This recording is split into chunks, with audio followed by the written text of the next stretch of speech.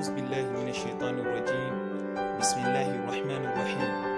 الحمد لله رب العالمين، والصلاة والسلام على رسول الله محمد وآله وصحبه وسلم. السلام عليكم. الحمد لله. wannan tasha ta mai albarka ta tsara wani shiri da za ta rika kawo muku mai suna ikon Allah.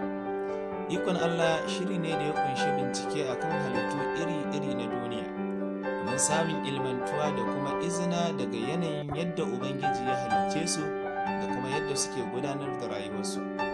Hakanan ma da gabatar da shirye-shirye akan abin da ya shafi kimiyyar zamani, duka waɗannan za su dinga zuwar muku daga wannan tasha tamu mai suna ikon Allah a cikin kimiyyar zamani. Akwai halittu iri-iri da Allah ya nufe su da rayuwa a duniya.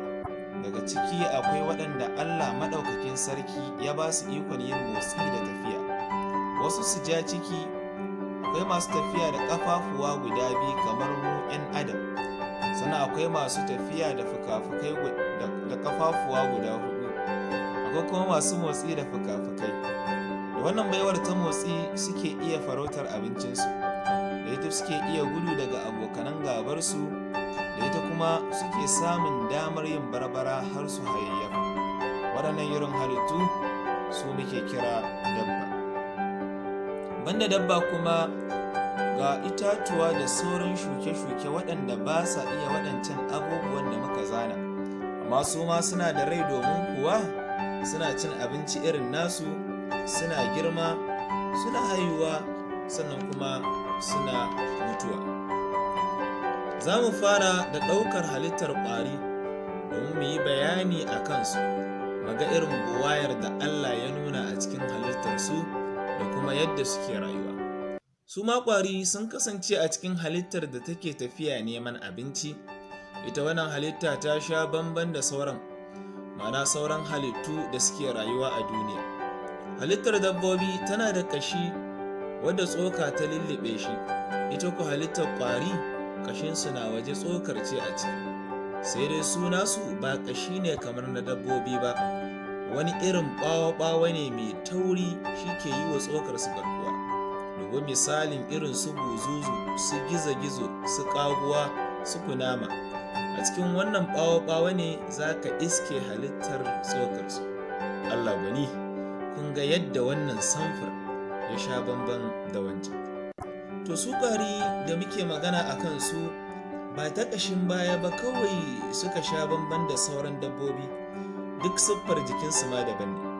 Idan ka dubi ƙwari da kyau sai ka ga sun rabu rabo uku, ga kai, ga ɗan ƙaramin ciki shine kamar ƙirji, ga kuma babbar gangar jiki.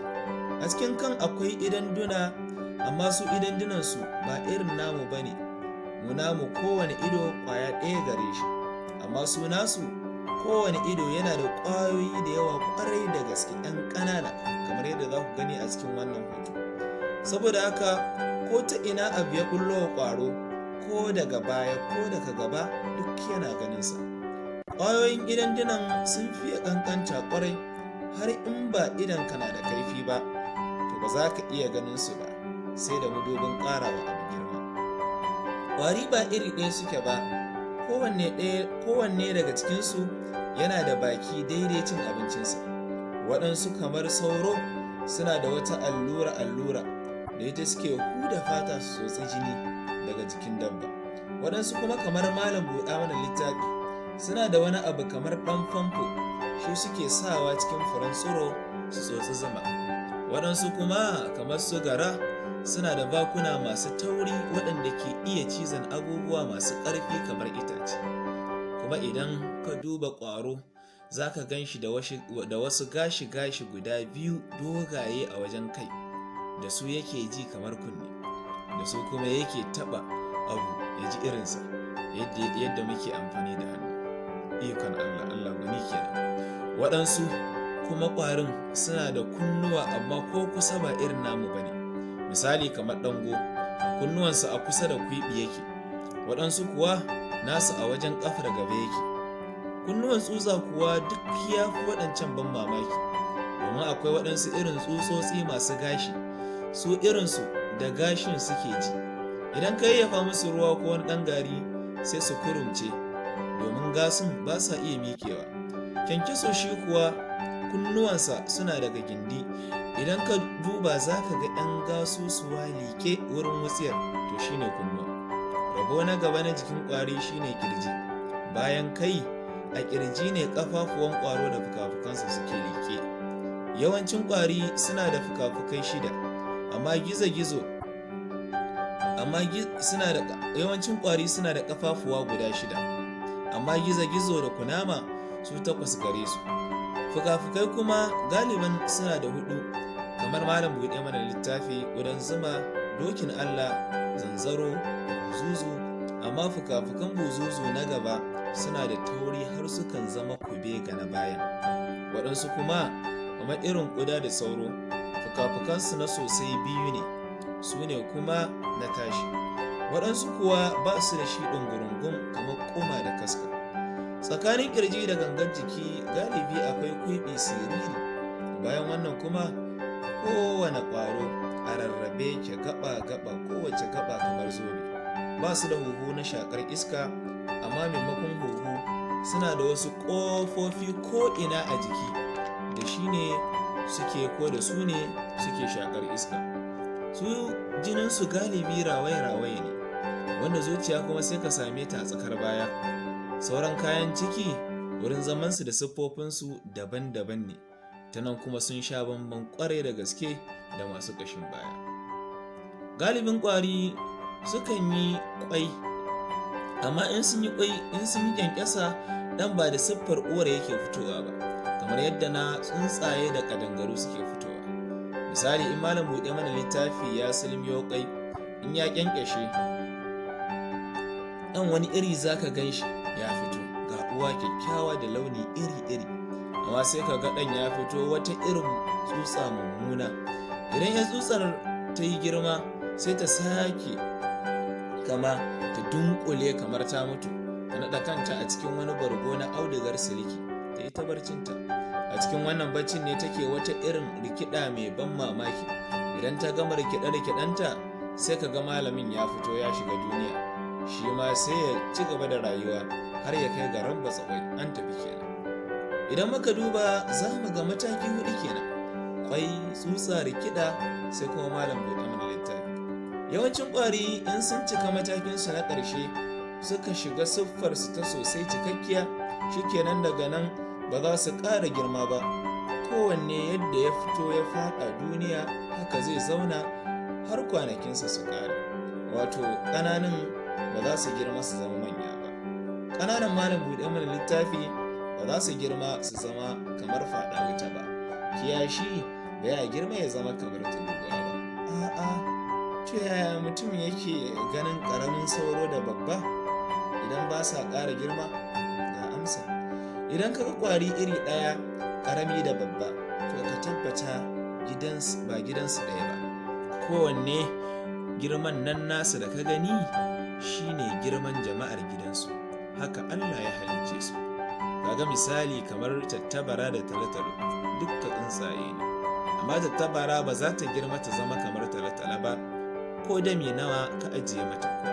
Ƙaramin ɗan talotalo shine yake girma ya zama babba, amma ƙaramin ɗan ƙuda ba zai girma ya zama babba ba. Ikon Allah, kaga bambancin da yake tsakanin ƙwari da sauran halittu. To ta yaya ƙwaro zai ƙara girma bayan mun gaya maka tsokarsa a rufe take da ɓawo mai ƙarfi, wani ɓawon ma kamar ƙashi yake? Kaga ashe tsokar ƙwaro kamar a cikin akwati take. Mu ƙasusuwanmu sukan ƙara girma har mu kai ga zama cikakkun mutane, amma ɓawon ƙwaro ba a halicce shi ya ƙara girma ba. Duk da haka akwai wasu ƙwari masu ɓawon da suke ƙara girma, misali gizo-gizo, kunama da ƙaguwa. Amma dabararsu idan sun ƙara girma, akwatin da suke ciki, ma'ana ɓawonsu, ya yi musu kaɗan, sai ya tsage ya rabu da su, shi ake kira saɓa, sai kuma su sake wata sabuwa. Da farko ita sabuwar sai ka ji ta mai taushi, sannu ta yi ta ƙara girma. Saboda haka su ƙaguwa idan sun fito daga tsohuwar kwasfarsu, sai su je su ɓuya cikin wani lungu har su samu sabuwar sutura. Kunyar tsaraici kenan ko me? A'a, ba kunyar tsaraici wace, tsoro ne, ba su da garkuwa. Kaga kuwa sun san duniya zamanta sai an shirya. saboda wahalar girma bayan da aka rigaya aka gama kwasfa, shi yasa galibin 'yan ƙwari tun suna tsutsa suke girma su kama. Yar tsutsar da take fitowa daga cikin ƙwan malam buɗe mana littafi ba ta da wani aiki sai na ci, ba ruwanta da aure, ba ruwanta da yawon duniya, sai dai ta zauna nan inda aka ƙyanƙyashe ta ta yi ta cin abincinta har ta gama girmanta, sannan ta rikida ta zama malam buɗe mana littafi. Bayan malam buɗe mana littafi ya fito, sai ya shiga cikin kwarauniyar duniya, ya yi ta tashi yana kaiwa yana komowa, iskar duniya tana ɗibansa, ka gan shi har ga furanni wajen neman zuma. Duniyar tasu a gurguje suke cinta, domin kuwa ɗan lokacin nasu na kece raini kaɗan ne, sai ma ka ce iyakar aikin da aka nufe su da yi a duniya shine su yi ƙwai su bar duniya, daga nan sai mutuwa. Ba malam buɗe mana littafi kaɗai ba, yawancin 'yan ƙwari duka haka suke. To a nan muka kawo ƙarshen shiri na 1 game da gabatarwa akan halittar ƙwari. A kashi na 2 za mu ci gaba akan yadda Allah ya kimsa wa ƙwari hikimar zaman duniya. Saboda haka sai ku danna alamar subscribing da ƙararrawa domin samun damar ci gaba da sauraronmu da kuma kallon shirye-shiryenmu akan halittun Allah da ke cikin duniya iri-iri da kuma ilimin kimiyya da fasaha da harshen Hausa don bunƙasar ilimin al'ummarmu da samun ci gaba.